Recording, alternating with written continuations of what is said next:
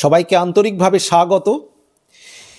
নিয়োগ দুর্নীতিতে সিবিআই যে চার্জশিট জমা দিয়েছে প্রাথমিক নিয়োগ মামলায়, গত 21শে ফেব্রুয়ারি প্রাথমিক নিয়োগ মামলায় সিবিআই যে চার্জশিট জমা দিয়েছে, 28 পাতার ওই চার্জশিটের সঙ্গে একটি অডিও ক্লিপেরও উল্লেখ রয়েছে এবং তদন্তকারীদের দাবি অডিওয় একটি কণ্ঠস্বর সুজয় কৃষ্ণ ভদ্রের।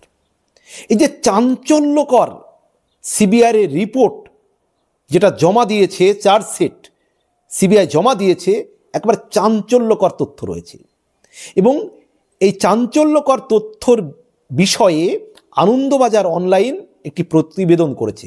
সেই আনন্দবাজার অনলাইন থেকে আমি পড়ছি, তারপরে ব্যাখ্যা করছি।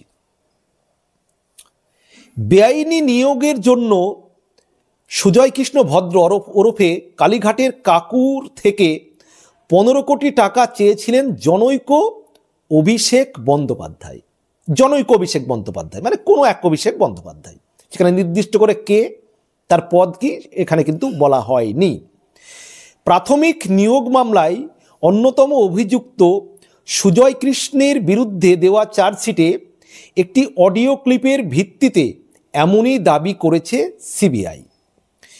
প্রাক্তন শিক্ষামন্ত্রী পার্থ চট্টোপাধ্যায় এবং মানিক ভট্টাচার্যের নামও করতে শোনা গিয়েছে অডিও ক্লিপে।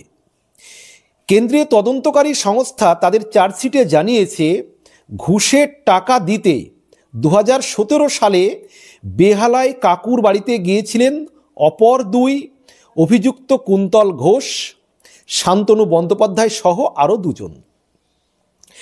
সিবিআইয়ের দাবি, ওই সময়ে তাদের কথোপকথনের একটি অডিও ক্লিপ তদন্তকারীদের হাতে এসেছে।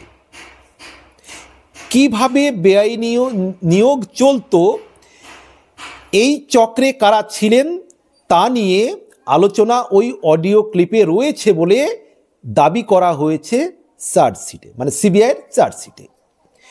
অডিও ক্লিপটি কিভাবে পেলেন তদন্তকারীরা, তাও একটি অনুচ্ছেদে জুড়ে বিস্তারিত লেখা রয়েছে আদালতে জমা দেওয়া চার্জশিটে। সিবিআইয়ের দাবি, 2017 সালের ওই দিন কুন্তলের নির্দেশেই তার বেতনভুক্ত কর্মী অরবিন্দু রায়বর্মন একটি মোবাইলে কথোপকথন রেকর্ড করেন। পরে তার ল্যাপটপে সরিয়ে রাখা হয়। তদন্তে নেমে ওই অডিও ক্লিপটি সিবিআইয়ের হাতে আসে। অডিও ক্লিপটির সত্যতা যাচাই করার জন্য সেটি সেন্ট্রাল ফরেন্সিক সায়েন্স ল্যাবরেটরিতে পাঠিয়েছে সিবিআই। পাশাপাশি সুজয় কৃষ্ণ, কুন্তল, শান্তনুর কণ্ঠস্বরের নমুনা দিল্লিতে পাঠানো হয়েছে পরীক্ষার জন্য। যদিও সাক্ষীদের মধ্যে কয়েকজন ওই অডিওর সত্যতার কথা স্বীকার করেছেন বলে সিবিআই সূত্রের খবর। সিবিআই চার্জশিটে জানিয়েছে, 2017 সালের ওই দিন কাকুর বাড়িতে কুন্তল এবং শান্তনুর সঙ্গে ছিলেন আরও দুজন, অরবিন্দু এবং সুরজিৎ চন্দ্র। ঘটনাচক্রে উভয়েই এই মামলার অন্যতম সাক্ষী। তাদের গোপন জবানবন্দিও সংগ্রহ করা হয়েছে।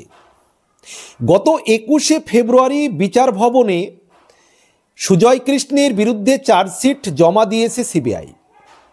সেই চার্জশিটে সিবিআই বিস্তারিতভাবে 1 ঘন্টারও বেশি দৈর্ঘ্যের একটি অডিও ক্লিপের কথোপকথনের বৃত্তান্ত জানিয়েছে। সিবিআইয়ের দাবি, অডিওয় জনৈক অভিষেক বন্দ্যোপাধ্যায়ের নাম শোনা গিয়েছে, কিন্তু কে সেই অভিষেক, কি তার পরিচয়, সে বিষয়ে কিছু উল্লেখ নেই 28 পাতার চার্জশিটে। নাম রয়েছে শুধুমাত্র নামটুকুই এবং এখানে একটি ব্র্যাকেটে লেখা রয়েছে, তার প্রতিলিপি আনন্দবাজার অনলাইনের হেফাজতে রয়েছে। এবং আনন্দবাজার অনলাইন থেকেই এই প্রতিবেদনটি আমি পড়ে তারপর ব্যাখ্যা করছি। আচ্ছা, যদিও বাকি অনেকের ক্ষেত্রে তাদের নামের সঙ্গে চার্জশিটে নির্দিষ্ট পরিচয়ের উল্লেখ রয়েছে সিবিআই করেছে সিবিআই। যেমন পার্থের ক্ষেত্রে তার প্রাক্তন শিক্ষামন্ত্রী পরিচয় লিখেছে সিবিআই। সুজয় কৃষ্ণের পরিচয় দিয়েছে লিপস অ্যান্ড বাউন্সের চিফ অপারেটিং অফিসার হিসেবে। চার্জশিট অনুযায়ী শান্তনু এবং সুজয় কৃষ্ণ একই দলের অর্থাৎ তৃণমূল ব্র্যাকেটে লেখা আছে সদস্য ছিলেন। তারপরে লেখা রয়েছে তারা তৃণমূল কংগ্রেস যুবার সদস্য ছিলেন, মানে যার যেটা পরিচয় পাশে কিন্তু লেখা হয়েছে। সুজয় কৃষ্ণের সাব এজেন্ট হয়ে কাজ করতেন শান্তনু। তবে অভিষেকের ক্ষেত্রে সিবিআই কোনো পরিচয় চার্জশিটে উল্লেখ করেনি, অর্থাৎ অভিষেক বন্দ্যোপাধ্যায় কি তার পরিচয় কি তার দল এটা উল্লেখ করা হয়নি। জনৈক অভিষেক বন্দ্যোপাধ্যায় চার্জশিটে দেয়নি। তিনি রাজনৈতিক ব্যক্তিত্ব না ব্যবসায়ী নাকি শিক্ষা বা অন্য কোনো সরকারি দপ্তরের সঙ্গে যুক্ত নাকি বেসরকারি সংস্থায় কর্মরত সে বিষয়ে সিবিআই চার্জশিটে একটি শব্দও ব্যয় করেনি, অর্থাৎ লেখেনি, শুধু তার নামটি লিখেছে তারা। সিবিআই চার্জশিটের 12 নম্বর পাতায় লেখা রয়েছে ওই অডিও ক্লিপের কথোপকথনে সুজয় কৃষ্ণকে বলতে শোনা গিয়েছে পূর্বে নিশ্চিত হয়ে যাওয়া বেআইনি নিয়োগের জন্য 15 কোটি টাকা দাবি করেছিলেন অভিষেক। আবার পড়ছি, ওই যে অডিও ক্লিপ জমা দেওয়া হয়েছে আর কি, সিবিআই চার্জশিটের 12 নম্বর পাতায় লেখা রয়েছে ওই অডিও ক্লিপের কথোপকথনে সুজয় কৃষ্ণকে বলতে শোনা গিয়েছে ইতিপূর্বে নিশ্চিত হয়ে যাওয়া বেআইনি নিয়োগের 15 কোটি টাকা দাবি করেছিলেন অভিষেক। সুজয় কৃষ্ণ তখন বলেছিলেন তিনি ওই টাকা দিতে অপারগ, কারণ আগেই প্রার্থী পিছু 6.5 লক্ষ টাকা করে দেওয়া হয়ে গিয়েছে। সিবিআই চার্জশিটে লিখেছে অডিওর ক্লিপে সুজয় কৃষ্ণকে বলতে শোনা গিয়েছে তার কথা শুনে ওই চাকরি প্রার্থীদের নিয়োগ আটকে দেওয়ার কথা বলেছিলেন অভিষেক।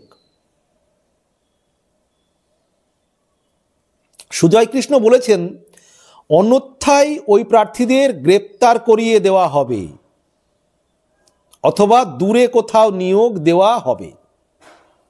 চার্জশিটে আরও বলা হয়েছে ওই অডিও ক্লিপ থেকেই সিবিআই জানতে পারে পার্থের মারফতই বেআইনি নিয়োগের ব্যবস্থা করতেন কুন্তল, শান্তনু এবং সুজয় কৃষ্ণ। তদন্তকারী সংস্থার দাবি তারা অডিও থেকে এও জানতে পারে যে বেআইনি নিয়োগের বিষয়ে অভিষেকের সঙ্গে প্রাক্তন শিক্ষামন্ত্রী পার্থের মনোমালিন্য চলছিল। তদন্তকারীরা জানতে পেরেছেন সুজয় কৃষ্ণ, শান্তনু এবং কুন্তল মিলে আরও 2000 চাকরি প্রার্থীর থেকে নিয়োগের টাকা তোলার পরিকল্পনা করেছিলেন। ওই চাকরি প্রার্থীদের থেকে 100 কোটি টাকা তুলতে চাইছিলেন তারা। চার্জশিটে সিবিআই দাবি করেছে অডিও ক্লিপ বলেছে ওই টাকা থেকে পার্থ, মানিক এবং অভিষেককে 20 কোটি টাকা দেওয়া হবে বলে ঠিক করেছিলেন সুজয় কৃষ্ণেরা। বাকি 40 কোটি টাকা নিজেদের মধ্যে ভাগাভাগি করে নেওয়ার ছক কষেছিলেন। আদালতে জমা দেওয়া চার্জশিটে তদন্তকারী সংস্থার আরও দাবি অডিও ক্লিপে পাওয়া গিয়েছে হুগলি জেলার প্রাথমিক বিদ্যালয় পরিষদের তৎকালীন সভাপতির প্রসঙ্গ। তাকে ফোন করে শান্তনু এক চাকরি প্রার্থীকে হুগলির বলাগড়ে নিয়োগ দেওয়ার বিষয়ে কথা বলেন তার সঙ্গে। পরে তদন্তে দেখা গিয়েছে চাকরি প্রার্থী তালিকায় ওই প্রার্থীর নামের সঙ্গে শান্তনুর মোবাইল নম্বর উল্লেখ করা রয়েছে। এই বিস্তারিত খবরটি ছাপিয়ে আনন্দবাজার অনলাইন একটি প্রতিবেদন করেছে, সেই প্রতিবেদনটি আপনারা দেখে নিতে পারেন। তার মানে সিবিআই চার্জশিটে যা জমা দিয়েছে সেখানে সবার পরিচয় তুলে ধরা হয়েছে। সুজয় কৃষ্ণ ভদ্র বলুন, পার্থ চট্টোপাধ্যায় বলুন, নির্দিষ্ট করে নামের সঙ্গে একমাত্র অভিষেক বন্দ্যোপাধ্যায়কে জনৈক অভিষেক বন্দ্যোপাধ্যায় বলা হয়েছে, অর্থাৎ তিনি কোন দলের কি পদে আছেন কি ব্যাপার সেটা কিন্তু বলা হয়নি। এবং এই অডিও ক্লিপ কিন্তু চার্জশিটে জমা দিয়েছে সিবিআই আদালতে। স্বাভাবিকভাবেই মনে করা হচ্ছে যে প্রাথমিক শিক্ষক নিয়োগ দুর্নীতির তদন্তে বড় কিছু ঘটতে চলেছে কিন্তু খুব তাড়াতাড়ি। কারণ 21শে ফেব্রুয়ারি প্রাথমিক নিয়োগ মামলার যে চার্জশিট জমা দিয়েছে সিবিআই, তাতে 28 পাতার ওই চার্জশিটে যে অডিও ক্লিপ জমা দেওয়া হয়েছে, সেই অডিও ক্লিপে কিন্তু কারা কারা কীভাবে দুর্নীতি করতেন তার পরিকল্পনা সিবিআই কিন্তু সেই অডিও ক্লিপটি জমা দিয়েছে আদালতে। এবং 28 পাতার চার্জশিটে একটি অডিও ক্লিপও জমা দেওয়া আছে। সেই অডিও ক্লিপে কারা কারা কীভাবে দুর্নীতি করতে তার একটা প্ল্যান কিন্তু সেই অডিও ক্লিপে রয়েছে। এখন যেটা মনে করা হচ্ছে বড় মাথা কিন্তু সামনে আসতে চলেছে আগামী দিনের তদন্তে খুব তাড়াতাড়ি।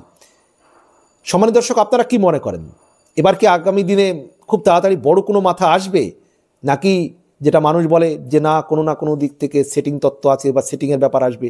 কি মনে করেন অবশ্যই জানাবেন আপনাদের মতামত, যে কোনো মতামত। ভালো থাকবেন, সুস্থ থাকবেন, সবার জন্য শুভকামনা।